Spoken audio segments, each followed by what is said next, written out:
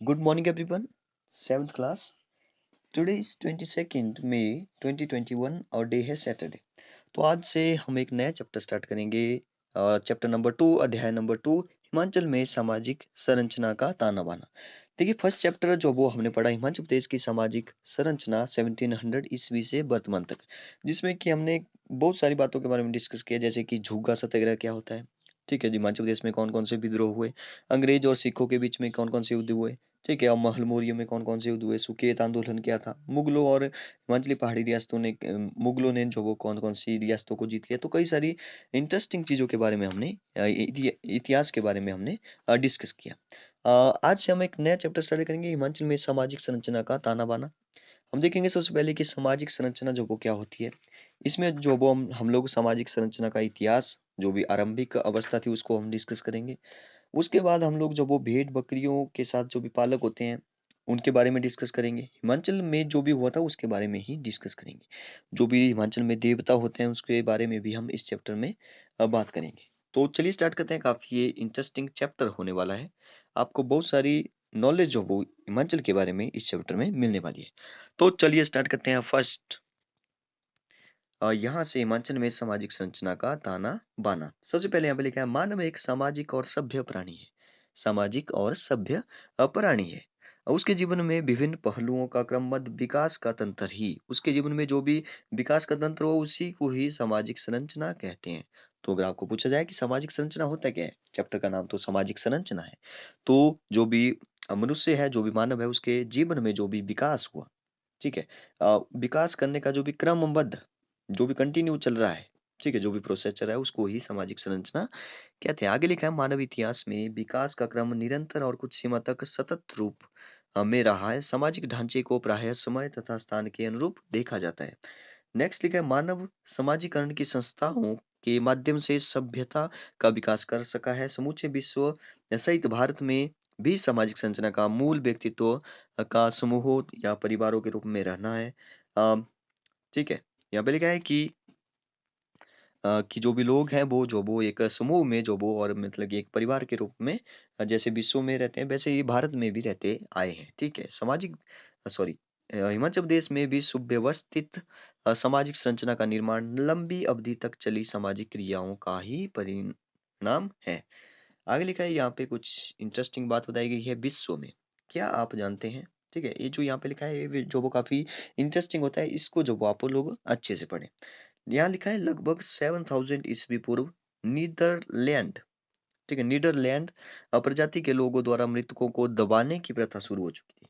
ठीक है, लगभग 7000 ईस्वी पहले, ठीक है, कौन सी प्रजाति के लोग? नीदरलैंड प्रजाति के लोगों द्वारा मृत को जो भी मर जाते थे उनको जो वो दबा दिया जाता था। वो ये प्रथा जो वो जैसे मुसलमान क्या करते हैं कि जो भी मरते हैं उनको जो वो दबा देते हैं, हिंदू क्या करते हैं कि उनको जो वो जला देते हैं।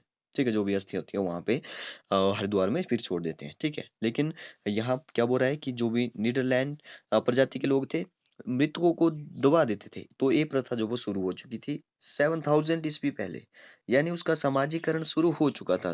भारत में भी मानव सभ्यता का समाजीकरण सिंधु सभ्यता काल तक काफी विकसित हो चुका था। देखिए, जो सिंधु सभ्यता थी ये काफी विकसित सभ्यता इसको माना जाता है। हिमाचल प्रदेश में भी इस सभ्यता का प्रभाव पड़ा, तो हिमाचल प्रदेश में भी इस सभ्यता का प्रभाव पड़ा होगा तथा आर्यों ने यहाँ गांवों के विकास को दिशा प्रदान की थी। नेक्स्ट लिखा है, हिमाचल प्रदेश में सामाजिक संरचना का इतिहास आरंभिक अवस्था। तो आरंभिक अवस्था में पढ़ेंगे, क्या पढ़ेंगे? हिमाचल प्रदेश की नदियां ही इसकी दून सभ्यताओं का मूल रही है। ठीक है, हिमाचल प्रदेश में आपको पता होना चाहिए 5 मुख्य नदियां हैं जो वो आजकल बहती है। ब्यास हो गई, सतलुज हो गई, रावी, चिनाब हो गई, और एक सबसे छोटी नदी है यमुना। ठीक है, तो आपको ये भी पता होना चाहिए। पानी तथा उपजाऊ भूमि की उपलब्धता ने कोल, प्रोटो ऑस्ट्रेलाइड, इसके पश्चात मंगोलाइड व आर्यन लोगों को यहाँ बसने के लिए आकर्षित किया, क्योंकि यहाँ पे नदियां भी थी, पानी और उपजाऊ भूमि थी। इसके कारण जो वो बहुत सारे मंगोलाइड व आर्यन जो भी लोग थे, ठीक है, वो जो वो यहाँ पे आने के लिए आकर्षित हुए, अट्रैक्ट हुए। ठीक है, मुंडा भाषी कौल व्यक्तियों ने सुरक्षा व शांति की तलाश में विभिन्न घाटियों व जंगलों में भी निवास किया। देखिए, आपको क्वेश्चन में पूछा जा सकता है कि जो भी लोग थे वो जो वो यहाँ बसने के लिए आकर्षित क्यों हुए? क्योंकि यहाँ पे जो उपजाऊ भूमि है, पानी की कोई कमी नहीं है हमारे हिमाचल प्रदेश में, तो इसलिए बहुत सारे लोग जो वो यहाँ पे आकर्षित हुए आने के लिए। नेक्स्ट लिखा है ये जो वो पेज नंबर 7 है, नेक्स्ट लिखा है पेज नंबर 8 पर। पेज नंबर 8 पे लिखा है आर्यों की खस शाखा ने वैदिक आर्यों से पूर्व हिमाचल में क्षेत्रों पर हिमाचल के क्षेत्रों पर आधिपत्य कर लिया। अ, देखिए क्या लिखा है, आर्यों की खस शाखा ने वैदिक आर्यों से पहले आर्यों की जो खस शाखा थी, खस शाखा के बारे में हमने पिछले चैप्टर में पढ़ा था कि खस शाखा कौन सी थी।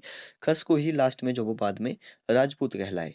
ठीक है, तो उन्होंने क्या किया कि वैदिक आर्यों से पहले ही हिमाचल प्रदेश के क्षेत्रों पर उन्होंने आधिपत्य स्थापित कर लिया था। इस तरह कोलों की भूमि खस भूमि बन गई।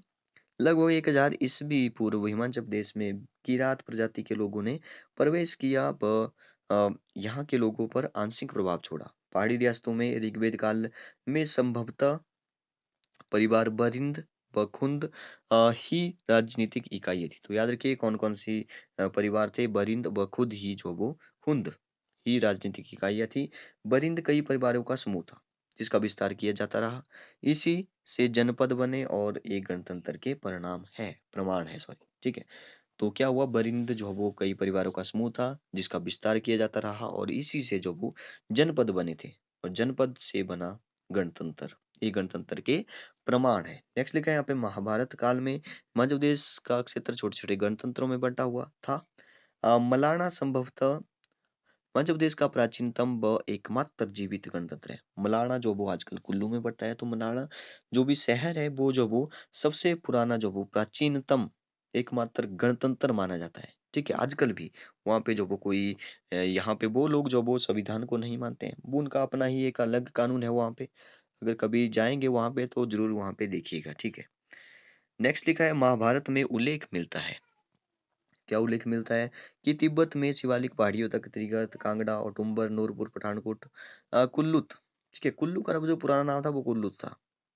किम किमपुरुष, मत्स्य व कुलिंद सिरमौर जनपद होते थे। ठीक है, तो याद रखिए कि महाभारत में उल्लेख मिलता है कि तिब्बत के शिवालिक पहाड़ियों तक, ठीक है, शिवालिक की जो तिब्बत से जो भी शिवालिक पहाड़ी थी वहां तक जो वो त्रिगर्त, कांगड़ा, औटुम्बर, नूरपुर, पठानकोट, कुल्लू, ठीक है, कई सारे जो वो यहाँ पे जनपद होते थे। मंडी का सुकेत, चंबा का गबदिका, अब बिलासपुर नालागढ़ क्षेत्र को जो वो युगांधर कहते थे। तो याद रखिए इन बातों को भी।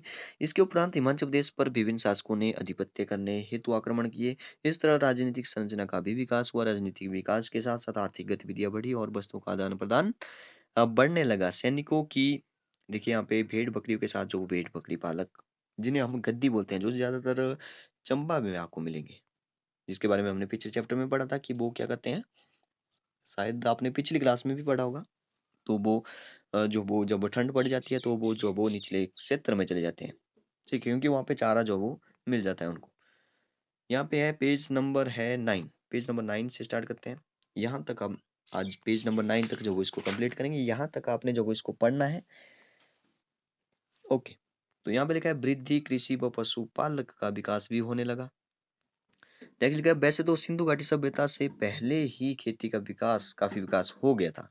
मध्य प्रदेश में सभ्यता के विकास के साथ साथ यहाँ खेती व पशुपालन भी विकसित हुआ तथा इसे मुख्यतः गद्दी व गुर्जर जनजातियों ने आजीविका के रूप में अपनाया। देखिए जो भी गद्दी और गुर्जर होते थे, पहले तो वो अपने पशुओं को, अपने जो भी भेड़ बकरियां होती थी उनको ले जाकर के एक स्थान से दूसरे जगह जाते रहते थे। लेकिन जैसे ही उन्होंने जो वो खेती का विकास हुआ तो एक जगह वो रहने लगे। तो यहाँ पे लिखा है गद्दी और गुर्जर जनजातियों ने आजीविका के रूप में इसको अपना लिया। जो भी पशुपालन थे या जो भी खेती थी इसको अपना लिया कि इससे ही उनकी आजीविका उनको मिलेगी। ठीक है, अ, हिंदू धर्म में भी सिंधु घाटी सभ्यता के साथ साथ यहाँ फैलना शुरू किया। ह्यून के विवरण दर्शाते हैं कि बौद्ध धर्म का विस्तार जो वो 630 ईस्वी तक काफी सीमा तक जो वो पहुंच चुका था। मूर्ति पूजा व धार्मिक आस्था के कारण मंदिरों मठों का निर्माण भी कई जगह हुआ। देवों की पालकियों में बैठाकर आस्था दर्शाने की प्रथा शुरू हो गई। देखिए, देखिए हमारे जो हिमाचल है, हिमाचल में क्या होता है कि जो भी देवता होते हैं उनको पालकियों पर बिठा करके जो वो ऐसे नचाते हैं, एक जगह से दूसरी जगह ले जाते हैं। आपने मंडी में शिवरात्रि में देखा होगा कई सारे देवी देवता वहां पे आते हैं। ठीक है, वहां पे जो वो एक दूसरे से मिलते हैं। ठीक है, तो ये बोल रहा है कि पालकियों को में बैठाकर आस्था दर्शाने की प्रथा भी उस टाइम शुरू हो गई थी। ठीक है, आगे लिखा आज भी यह देवी देवभूमि में कई क्षेत्रों में प्रचलित है। आज भी कई क्या सभी में बहुत सारे क्षेत्रों में जो वो यहाँ पे ऐसी प्रथा जो वो प्रचलित है। यहाँ मंदिर निर्माण में लकड़ी का प्रयोग होने से काष्ठ कला विकसित हुई। ठीक है, कई सारे हिमाचल में कई सारे ऐसे मंदिर है जहाँ पे जो वो अभी भी लकड़ी के ही जो वो बने हुए हैं पूरे पूरे। तो आप अगर परासर में देखेंगे, मंडी में पड़ता है परासर झील, तो वहाँ पे मंदिर है तो वो भी सारा लकड़ी का ही बना हुआ है। आपने देखा होगा वहां पे जाकर के भवनों के निर्माण की कला सिंधु घाटी सभ्यता से मुगल काल तक काफी विकसित हो चुकी थी। यद्यपि इस पर हिमालय की भौगोलिक परिस्थितियों का स्पष्ट प्रभाव दिखना दिखाई पड़ता है। तो यहाँ तक आज हमने कंप्लीट किया। आप यहाँ पे देख सकते हैं देवताओं के साथ जो भी लोग हैं वो यहाँ पे देखिए कैसे जो वो मेले में जाने की तैयारी कर रहे हैं। मेले में जाते हैं कई कई सालों बाद, जो वो कई देवता जो वो बहुत 10-10 20-20 सालों बाद जो वो मेले में जाते हैं और कई सारे देवी देवताओं और अन्य भाइयों के साथ जो वो मिलते हैं। ठीक है, तो यहाँ तक आज आप इसको पढ़िए अच्छे से। आज के लिए ये होमवर्क है आपका कि इसको आप अच्छे से रीड करिए। आपको पता होना चाहिए बीच में कौन क्या क्या हमने पढ़ा, हर एक बात के बारे में आपको पता होना चाहिए। जैसे हम एक्सरसाइज स्टार्ट करेंगे तो आपको फिर से जो पढ़ने की जरूरत नहीं पड़नी चाहिए। आपको आपके दिमाग में एकदम से आ जाना चाहिए कि हमने ऐसा ऐसा पढ़ा था। Okay, thank you and have a nice day.